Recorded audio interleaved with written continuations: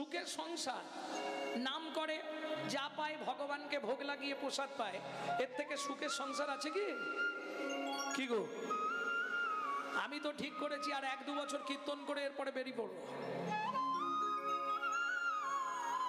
হ্যাঁ, প্রতি বছর যখন রাধাকুণ্ডে যাই, প্রতি বছর একবার মনে হয় এখানেই রয়ে যাই, আর যাবো না। একটা করতাল নেবো আর ব্রজের দ্বারে দ্বারে, কারণ ব্রজে একটা কি সুবিধে জানেন, আপনি যদি পৌঁছে যান আর আপনার চিন্তা নেই, খেতেও পাবেন, থাকতেও পাবেন। কেউ বলতে পারবেন হাত তুলে, আমি বৃন্দাবনে গেছিলাম ভাই, 2 দিন খেতে পাইনি? এটা হবে না। তোমার পয়সা নেই, সব চুরি হয়ে গেছে, সেখানেও তুমি প্রসাদ পাবে, থাকার জায়গা পাবে। এর নাম হলো ব্রজধাম। রাধারানী কাউকে বিমুখ রাখেন না।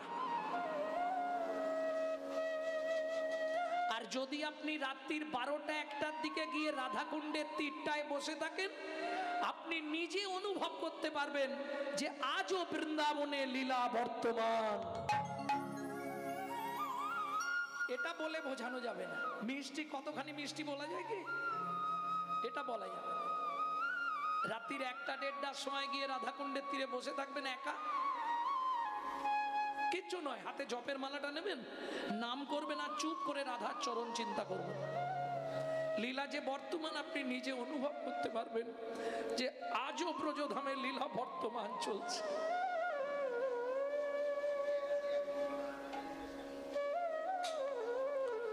ভক্তমণ্ডলী, ভক্তিমতী মায়েরা,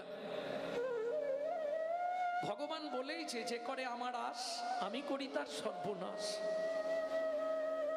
পদ্মা, তুমি হাঁড়িতে জল বসাও, আমি 5টা ঘর ভিক্ষা করে নিয়ে চলে আসছি।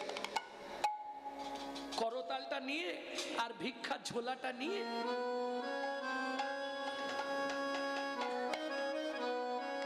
সনাতন চললেন। প্রথম বাড়িতে গিয়েই শুরু করেছে, ভজ শ্রীকৃষ্ণ চৈতন্য প্রভু নিত্যানন্দ, হরে কৃষ্ণ হরে রাম শ্রী রাধা গোবিন্দ। ভজ শ্রীকৃষ্ণ চৈতন্য প্রভু নিত্যানন্দ, হরে কৃষ্ণ হরে রাম শ্রী রাধা গোবিন্দ। আচ্ছা, সবাই তো গাইছেন, বলুন তো এই নামটা কোথায় হতো?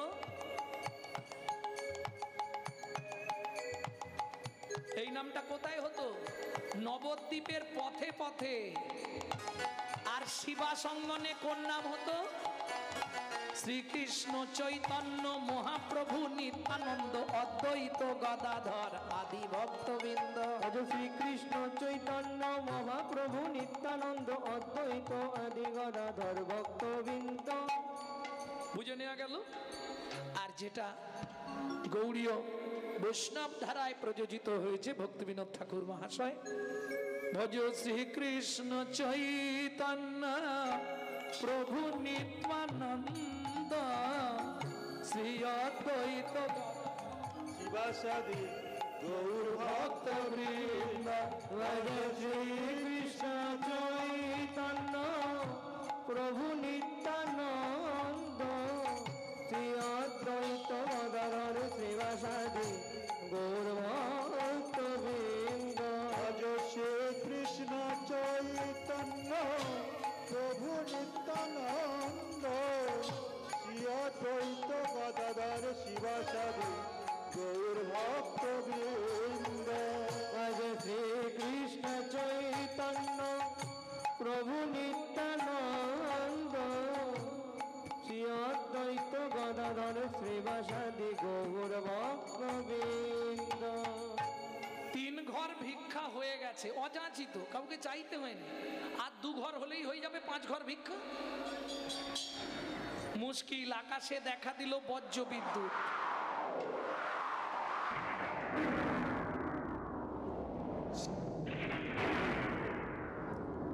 সর্বনাশ। আর ভজ শ্রীকৃষ্ণ চৈতন্য প্রভু নিত্যানন্দ হরে রাম শ্রী রাধা গোবিন্দ। শ্রীকৃষ্ণ চৈতন্য প্রভু নিত্যানন্দ হরে কৃষ্ণ হরে রাম শ্রী রাধা গোবিন্দ। কৃষ্ণ চৈতন্য প্রভু নিত্যানন্দ হরে কৃষ্ণ হরে রাম শ্রী রাধা গোবিন্দ। 4 ঘর হয়ে গেছে, আর 1টা ঘর।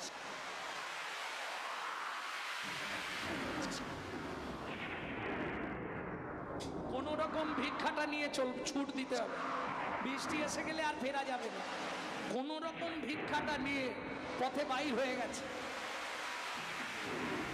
করতালটাও ঝোলায় ভরে দিয়েছে, কোন রকম বাড়ি ঢুকতে হবে, দৌড় দিয়েছে।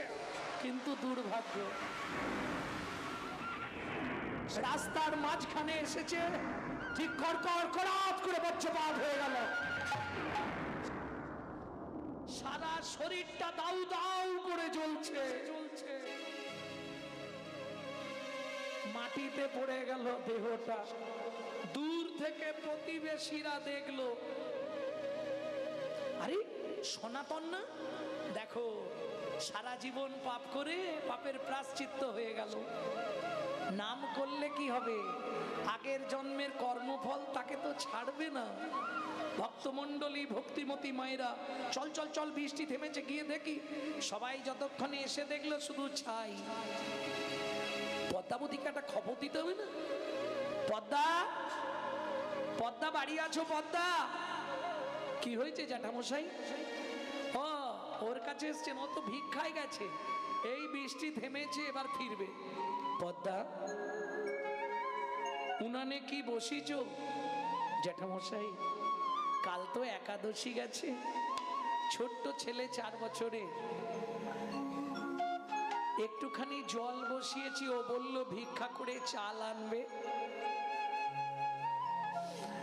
জলের হাঁড়িটা নাবি দাও। পদ্মা, কেন জ্যাঠামশাই, কিছু হয়েছে? ফিরে আসবে না আর মনের মানুষ কোনো দিনও ঘরে, ফিরে আসবে না মনের মানুষ কোনো দিনও ঘরে। ওগো বিধি তারে কেড়ে নিয়েছে, বিধি তারে কেড়ে নিয়েছে, বিধি তারে কেড়ে নিয়েছে, বিধি তারে কেড়ে নিয়েছে। চিরদিনের তরে ফিরে আসবে না মনের মানুষ কোনো দিনও ঘরে। আসবে না আর কোনো দিনও মনের মানুষ ঘরে। কি বলছেন জ্যাঠামশাই? পদ্মা,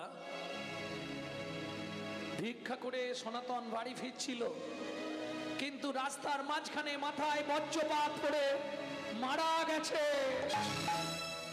ঊর্ধ্বশ্বাসে ছুটলেন পদ্মাবতী, ছুটতে ছুটতে গিয়ে স্বামীর ওই মৃতদেহের ওপর আছাড় খেয়ে পড়ল। ও গো স্বামী গো,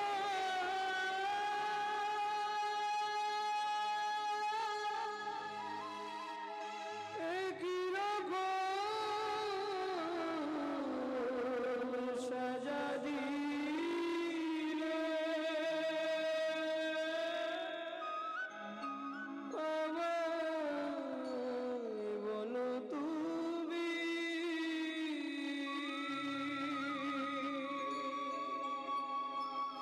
জানি না কি এমন অপরাধ আমি করেছি, জানি লাগি তুমি আমায় সাজা দিলে।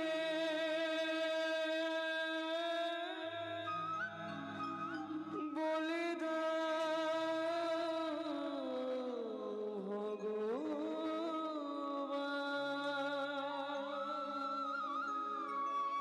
কোন জনমে এতদিন ধরে তোমার চরণে তুলসী চন্দন দিয়ে, এতদিন তোমাকে ভালোবেসে তার প্রতিদান এই পাওয়া গেল। স্বামী হারা গোলা, এই কি তোমার উপহার প্রভু, এই কি তোমার বিচার। অজুর নারীর পাল্লা দুটো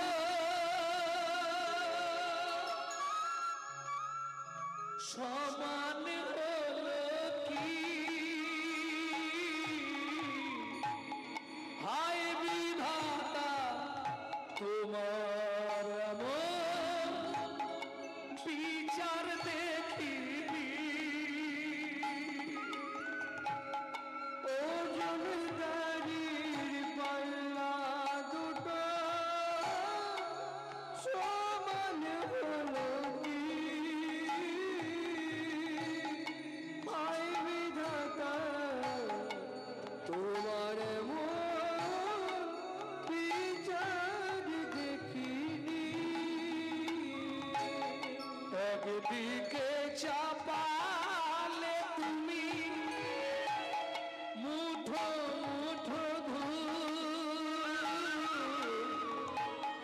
অন্যদিকে তুলে দিলে সেবা পরার ভুল।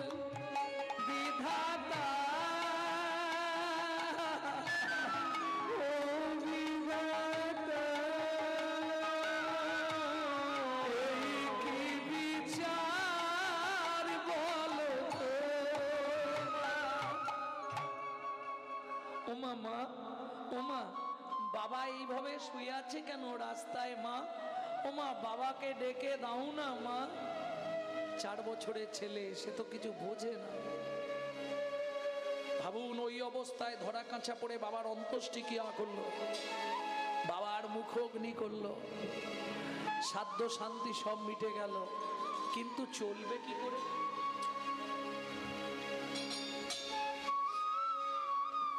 বাচ্চাটাকে চাবি দিয়ে ঘরে রেখে মা লোকের বাড়ি কাজ করতে যায়, পেট তো শুনবেন না। ও মায়েরা খুব মন দিয়ে শুনুন এই জায়গাটা।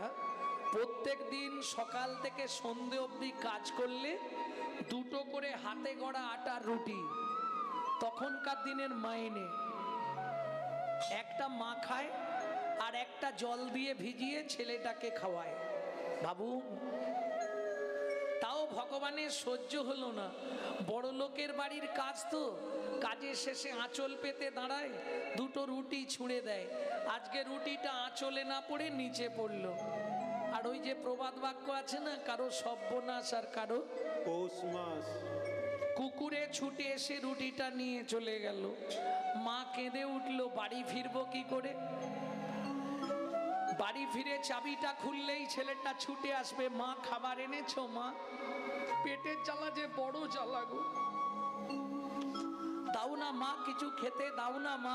বলুন তো মায়েরা, মা হয়ে যদি একটা মাত্র ছেলেকে 2টো খেতে দিতে না পারি, আমার মনে হয় মাতৃত্বের জীবনে এর থেকে বড় কষ্ট আর কিছু হতে পারে না।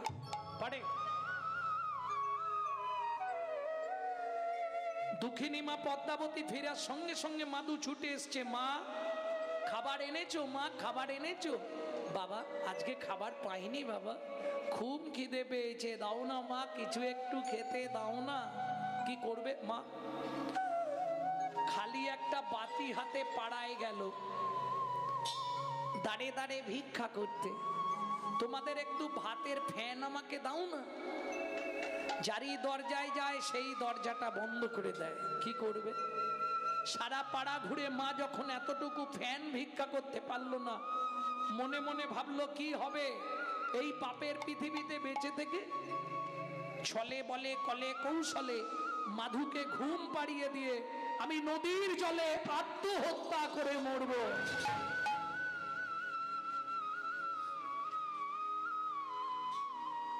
খালি বাটি হাতে ফিরতেই মাধু ছুটে এসছে, মা খাবার এনেছো? খাবার এনেছো মা?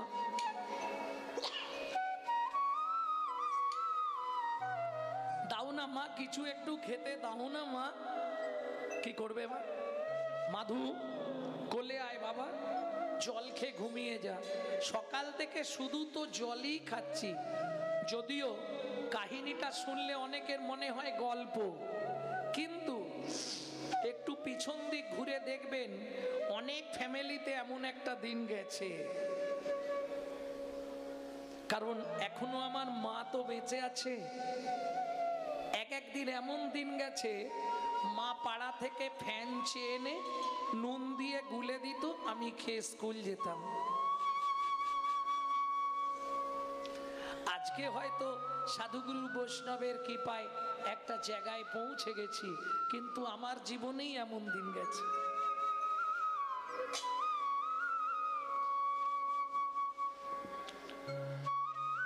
খিদের জ্বালায় কাঁদতে কাঁদতে মাধু মায়ের শাড়ির আঁচলটা মুখের মধ্যে দিয়ে চুষতে চুষতে ঘুমিয়ে পড়ল।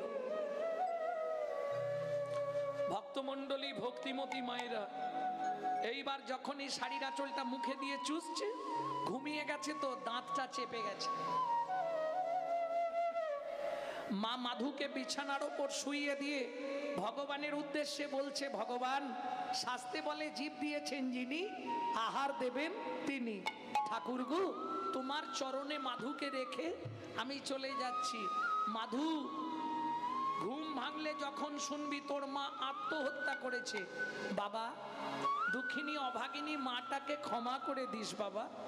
আর একটা কথা মাধু, পরজন্মে যদি আবার মনুষ্যকুলে জন্মাস, ভগবানকে বলবি আমার মতো এমন দুঃখিনী অভাগিনী মায়ের গর্ভে তোর জন্ম না হয় বাবা।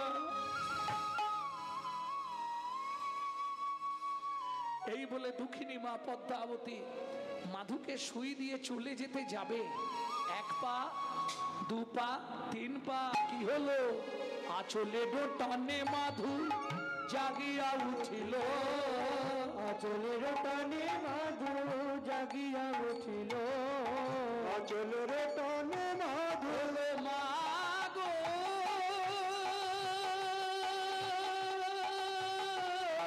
যেও না,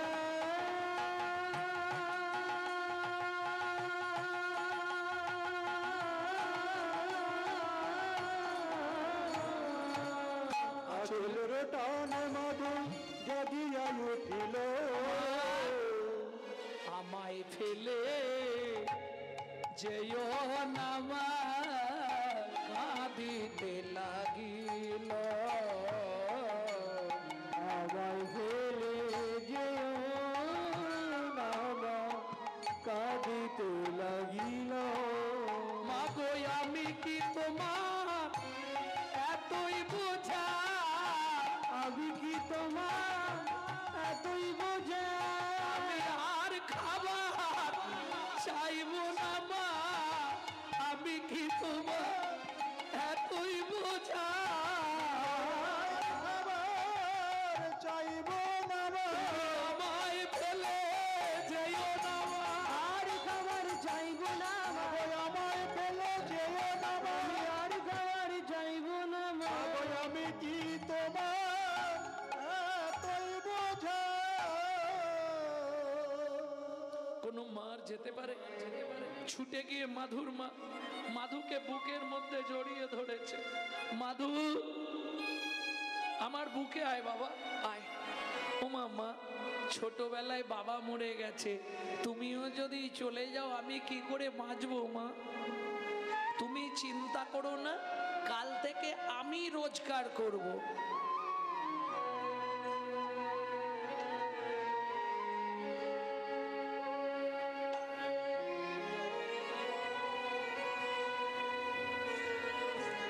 কি করে রোজগার করবে?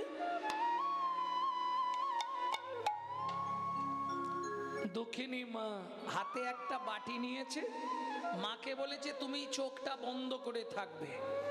কেমন ওই মায়ের হাত ধরে রাস্তায় রাস্তায় ভিক্ষা করছে।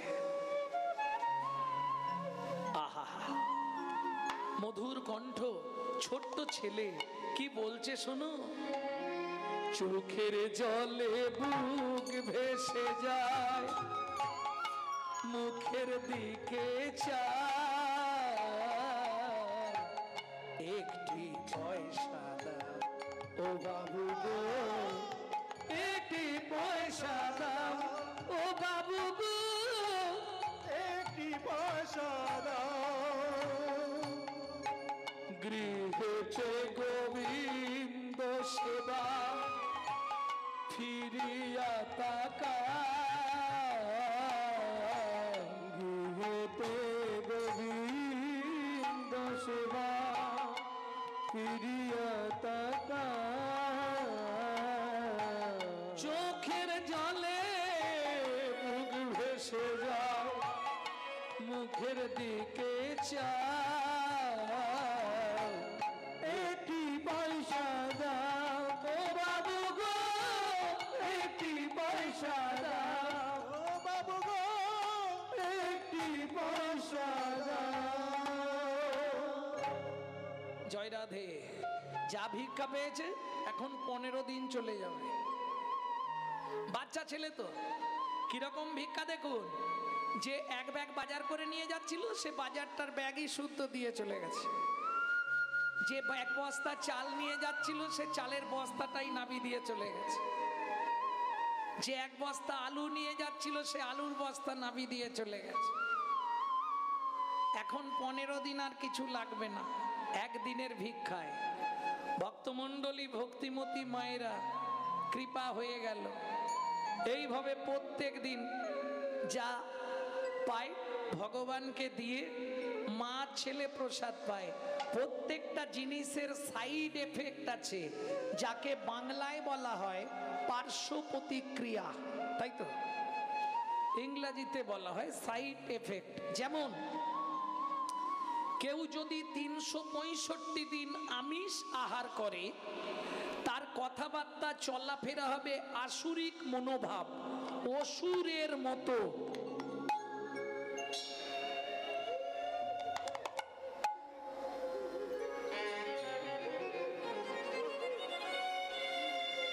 কেউ যদি 365 দিন ভগবানের প্রসাদ পায়,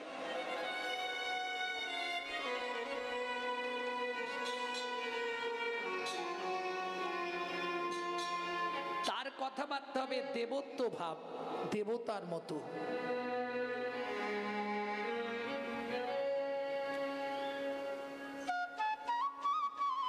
ভক্তমণ্ডলী ভক্তিমতী মায়েরা এটা বুঝতে হবে, একে বলে সাইড এফেক্ট, পার্শ্ব প্রতিক্রিয়া।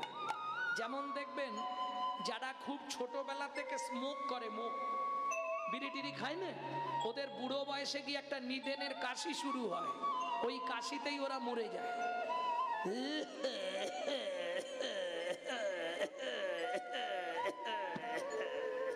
ও মোটামুটি জেনারেটরের মতো 8 ঘন্টা চলবে। এটা সাইড এফেক্ট, পার্শ্ব প্রতিক্রিয়া। ভক্তমণ্ডলী ভক্তিমতী মায়েরা, তাহলে চলুন এইভাবে কতদিন গেল। দেখিতে দেখিতে মাধু 12 বৎসর হইল, দেখিতে দেখিতে মাধু 12 বছর হইল, দেখিতে দেখিতে মাধু 12 বৎসর হইল। একাকী বিরলে বসি চিন্তা যে করিল, একাকী বিরলে বসি চিন্তা যে করিল।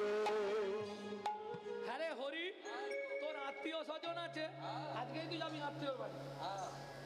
কিরে মধু, হ্যাঁ তোর আত্মীয় আছে? আছে তো, কে কে আছে? ওই তো মামার বাড়ি, পিসির বাড়ি, দিদির বাড়ি, অনেক আছে। আর কেউ নেই? হ্যাঁ এই দেখ, আমি আমার মাকে যখনই বলি মা আমাদের আত্মীয় কে আছে, মা আমাদের আপনজন কে আছে, মা কিচ্ছু বলেনি। এক কাজ কর, তুই এক্ষুনি আরেকবার গিয়ে জিজ্ঞেস কর। তোরা তাহলে বস, আমি আসছি। যা। জননী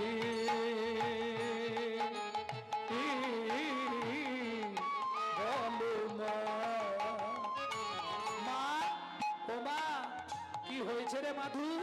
কে ভাই আমি, কে ভাই আমার একান্ত আপন, কে ভাই আমি, কে ভাই আমার একান্ত আপন, কাঁদিয়া মায়ের গিয়া জিজ্ঞাসে তখন একক মায়ের গিয়া জিজ্ঞাসে তখন ওমা ওমা বলো বলো মা কে পায়াপন কাকে গায়াবো জগৎ মাঝে সেবা কুঞ্জন বলো বলো মা কে পায়াপন জগৎ মাঝে সেবা কুঞ্জ জগ তাহার চরণ করব শরণ জগৎ মাঝে তার চরণ করবো সারো জগৎ মাঝে সেবা কুঞ্জ বলো মা দেবায়া পো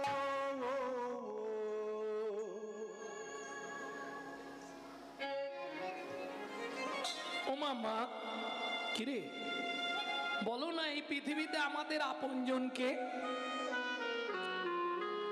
মা দেখলো ছেলেটা যৌবনে পা দিয়ে দিয়েছে ওকে আসল সত্যিটা জানিয়ে দেয়াই ভালো আর আমাদের মায়েরা হলে কি বলবে তোর সব জানার দরকার নেই কদিন পরে তোর একটা বেয়া দেবো সুন্দর দেখে বৌমা আনবো বৌমার রান্না ভাত খাবো কলিযুগে হবে না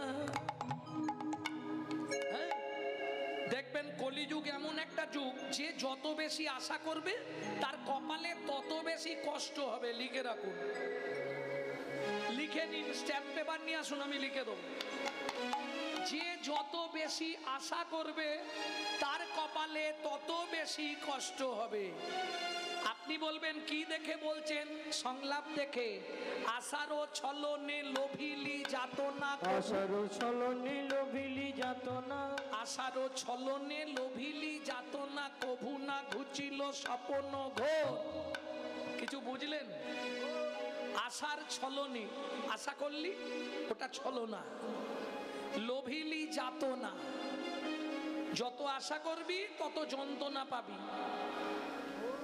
কভু না ঘুচিল স্বপন ঘোর তবু স্বপ্ন দেখতে ভুলিনি তিন তালাটা এবার